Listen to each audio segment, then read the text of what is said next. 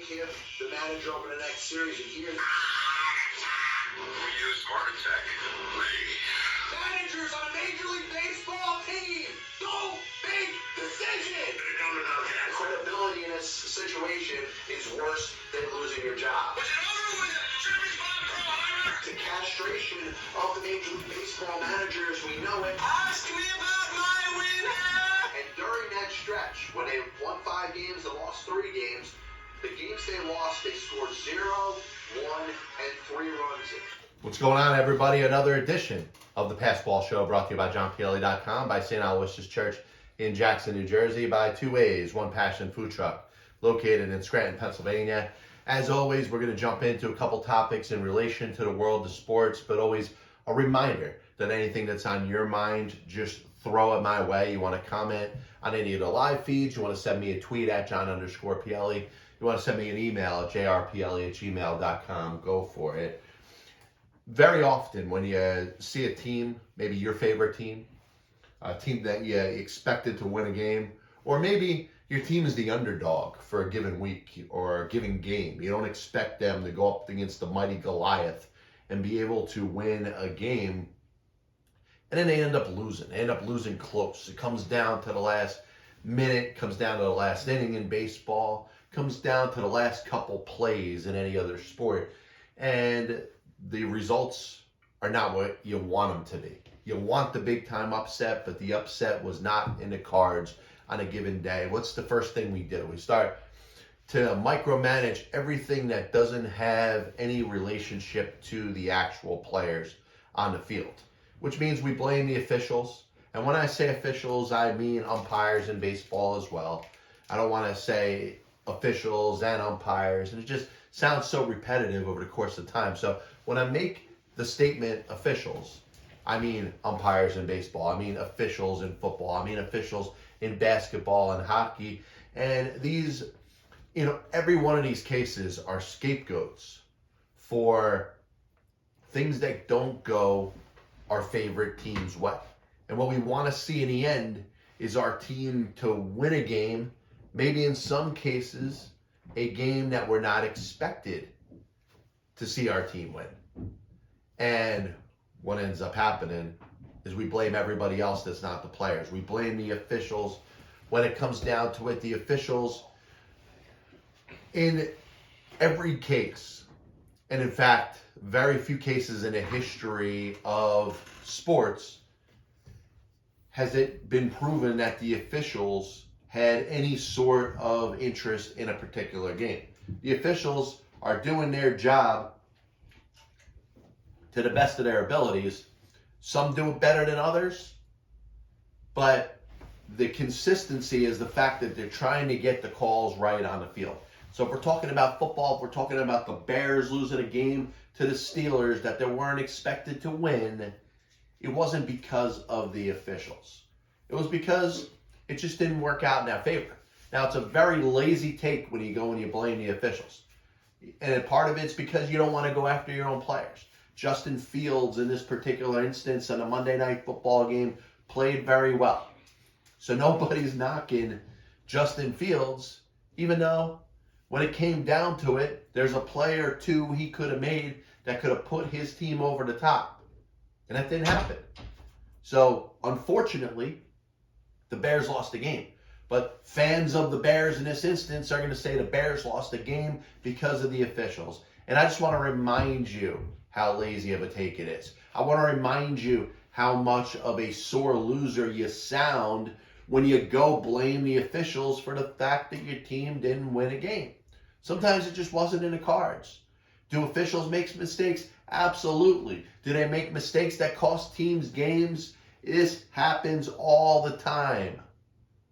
But when it comes down to it, if your consistent stance is that your team loses only because the officials, it's a very lazy take. It's a sore loser type of mentality. You are likely the type of person that in your office setting stands by the water cooler, stands by the coffee machine, and talks shit about other employees. You're that kind of person. Are you going to change? Probably not. But you know what? Maybe it's time that you get labeled for the type of person that you are. I'm so tired of hearing sports takes that have to do with the difference between winning and losing is whether a game is officiated well or not. Now listen, I believe in accountability. I believe that officials, when it comes to the world of sports, need to be judged based off of their performance. If they're not doing a good enough job, then they need to be held accountable. They need to be held accountable for a job that they're not doing well. They need to be judged just like the players are being judged. If the players aren't doing a good enough job over a long enough period of time, odds are they're not going to be on the field. Odds are they're going to lose their job at some point. If a coach doesn't do the job that he's expected to do, if his team continues to lose, if he doesn't do what's expected out of him or her, over time, they're held accountable and eventually they lose their job. It seems like there's a different treatment when it comes to officials. And you know what? If there's one part of this argument that I'm going to agree with you, agree with the lazy, sore loser and the person that's sitting there talking shit about their employees in front of the water cooler, I'm going to agree that officials in professional sports need to be held accountable. And they're not. They're not, and it's something that I don't understand why it doesn't get changed. I don't understand why there isn't more public accountability for incorrect calls that are made. And I understand on a national spotlight, especially when it comes to football and baseball and even basketball, you know, these plays are so, in some cases, obvious, and their replays are in split-second slow motion to really make it seem as if these officials have made such blind errors. And yes, some of them take a split second to make a choice that's either black and white, up or down, left or right. You got to make that call right now. I'm not saying it's easy, but to hold a job in a major sport as an official, you should have a history of getting calls correct. You should have a history of good job performance. And if you don't, you should be held accountable just like every other employee that exists in this country. Employees that don't do their job eventually lose their job. Seems like officials in sports continue to have their job. The Angel Hernandezes in baseball continuously embarrass themselves and make a mockery of the sport, and they don't seem like they have any sort of repercussions. So that's the one angle of it that I agree with. But when you use that as your place to land on whenever your favorite team loses and say the only way that your team could ever lose is because of the officials, and the officials cost you the game, understand there's a human element that's involved with the officials. And sometimes good teams find a way to overcome some calls that don't go their way to win an individual game and over time win themselves important games and eventually a championship. That's number one.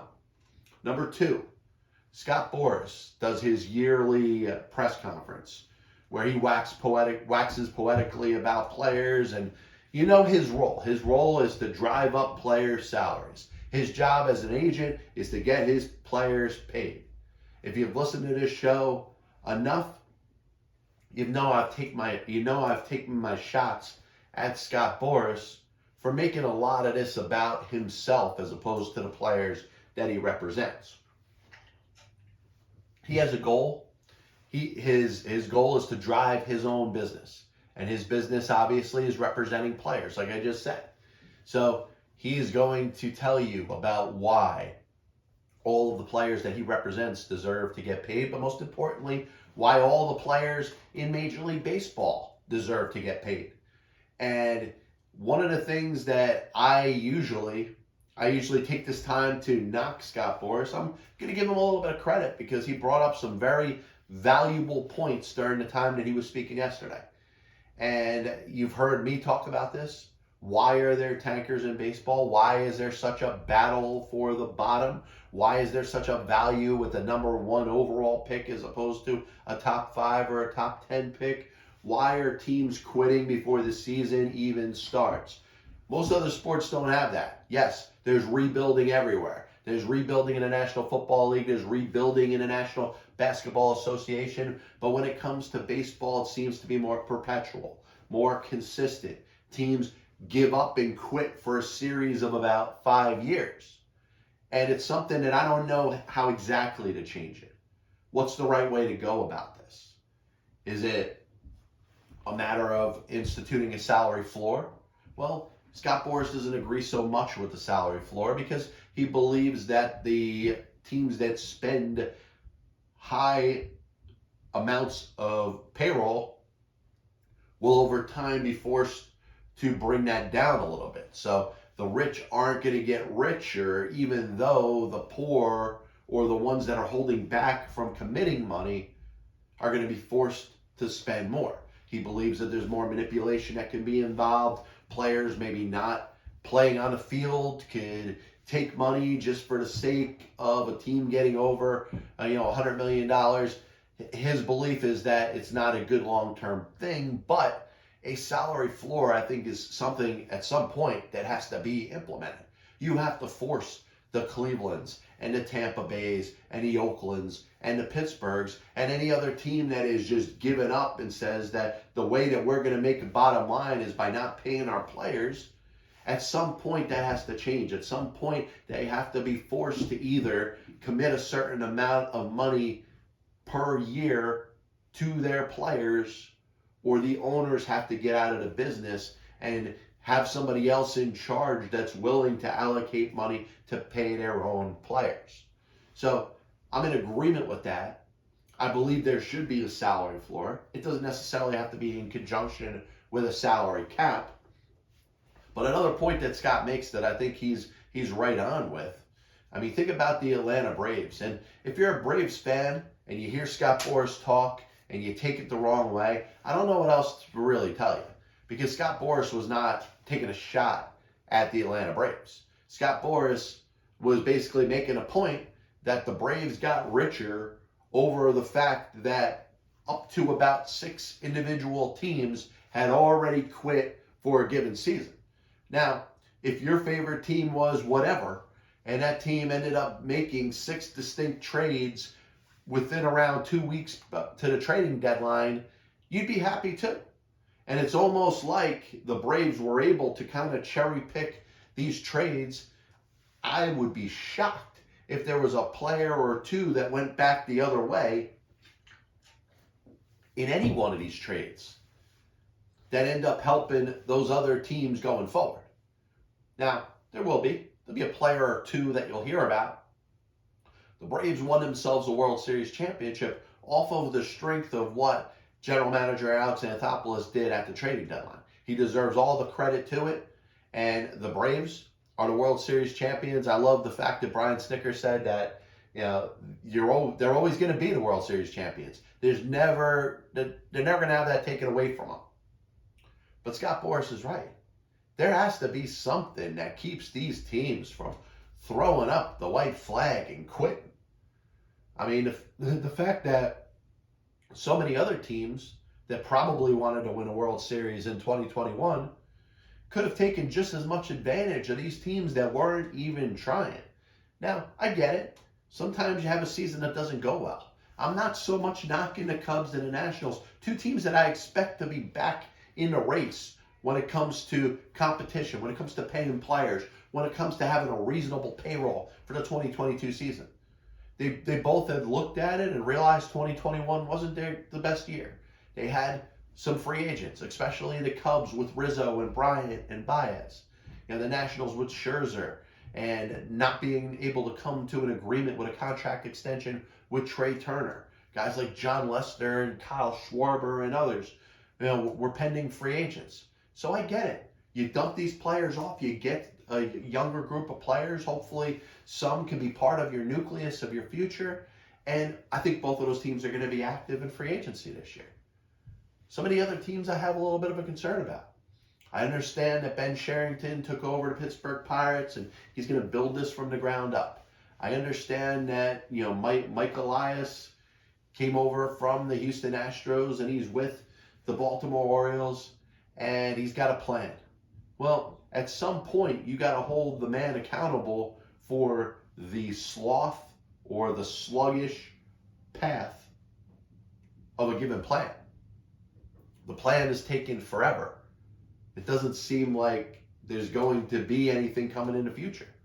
Now, you want to talk about the Rushmans and the Mountcastles and the Trey Mancinis and the Austin Hayeses and the Cedric Mullins that are coming up with the Orioles, and maybe it's the beginning of something that's going to get a little more special over time. Okay, but I don't know how many more years you're going to say this coming year isn't the year, but the next year is going to be better. And you see that happen with a lot of teams. The Astros kind of broke the mold with this of completely giving up for a series of 4 or 5 years because they ended up building it right. They invested in analytics. Jeff Luhnow, if you don't like Jeff Luhnow, I think you should respect how good of a baseball executive he was with the knowledge of how to build a department, all the different departments when it comes to analytics and pitch tracking and stuff like that.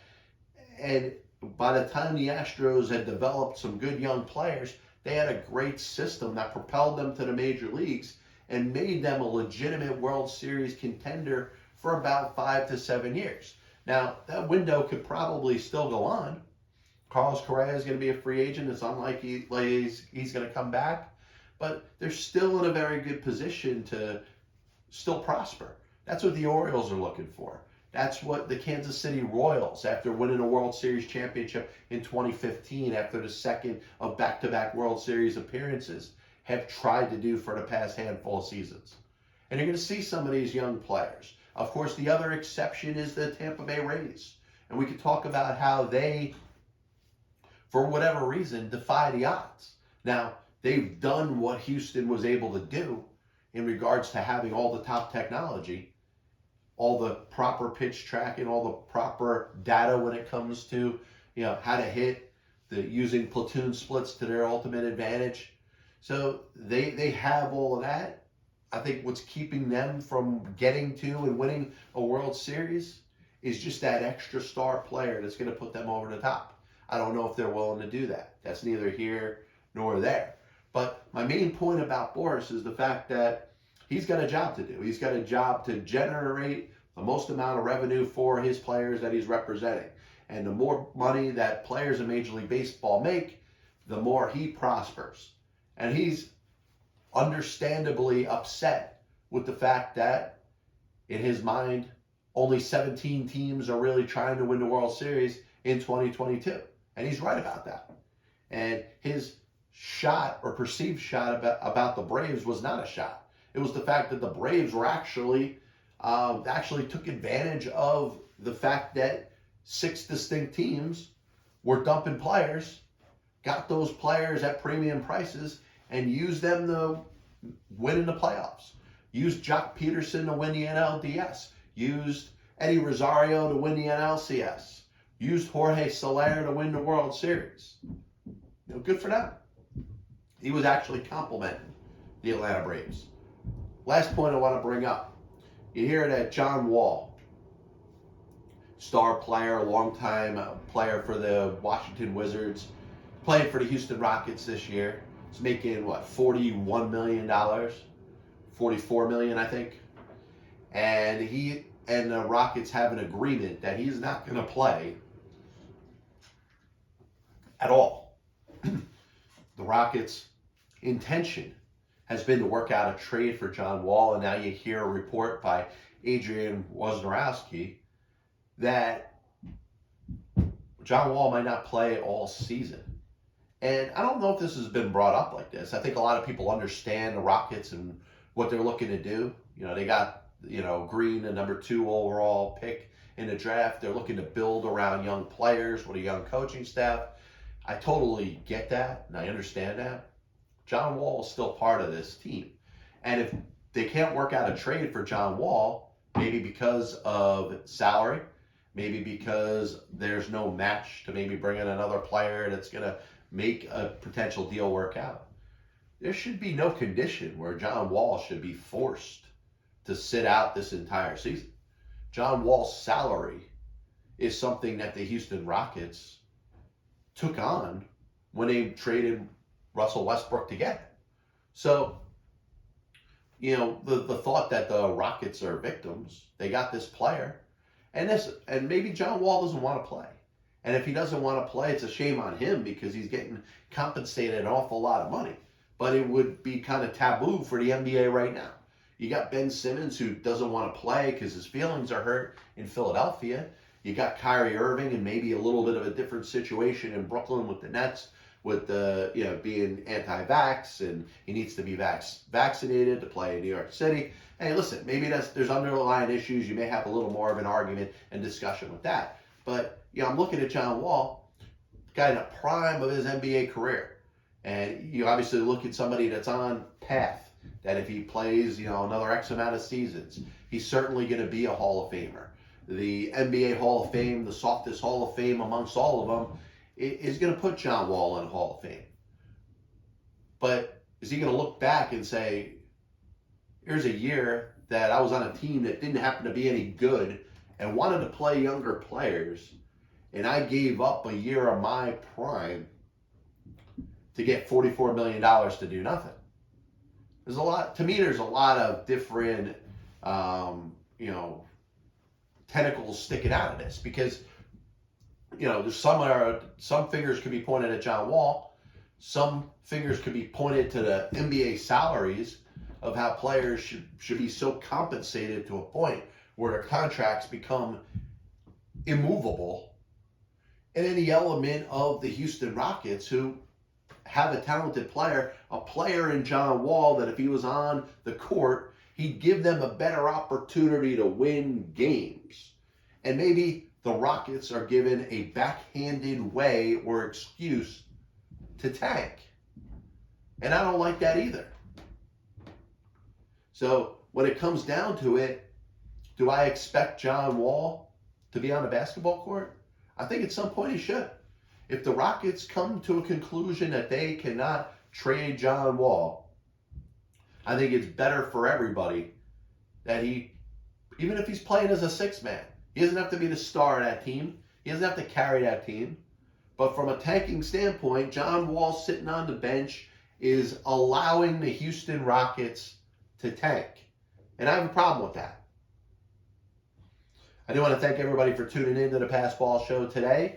Today we spoke about blaming officials and how lazy that makes the fan, how much of a sore loser you are, how likely that fan is to be standing at the water cooler and the coffee machine at their office talking shit about their fellow employees. You're that person.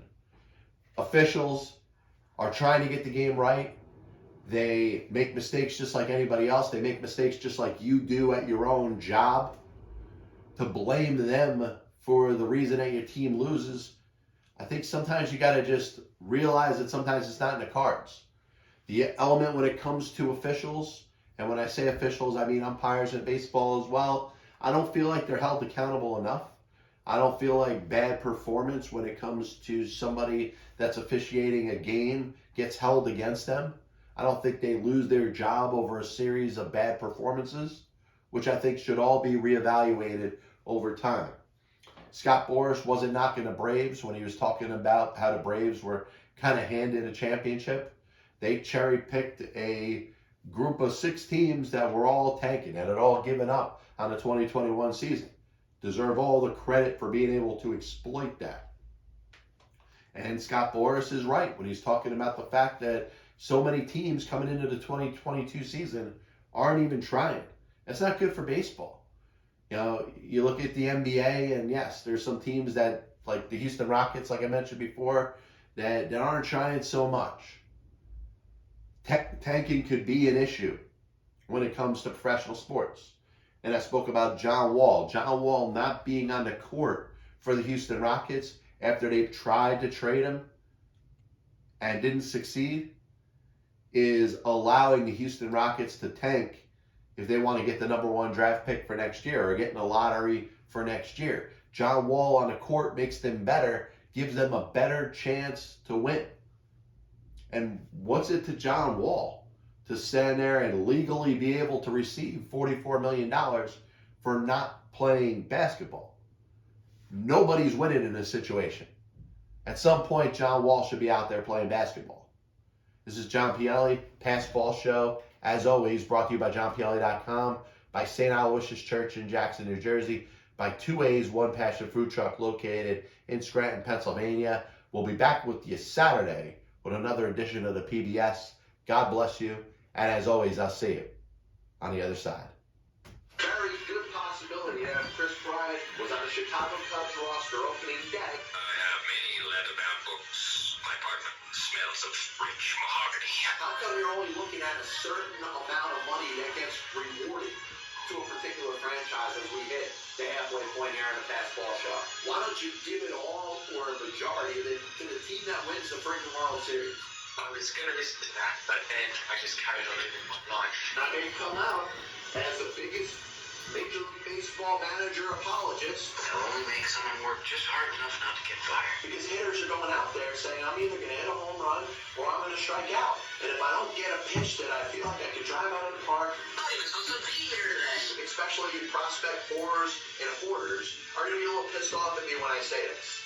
I'm a dude, lazy dude, disguises another dude. There are only two managers in baseball's Hall of Fame who have losing records. One of them is the iconic Connie Mack, who you could say, in spite of winning 5 World Series championships as a manager, could be in as much as a pioneer, and Bucky Harris.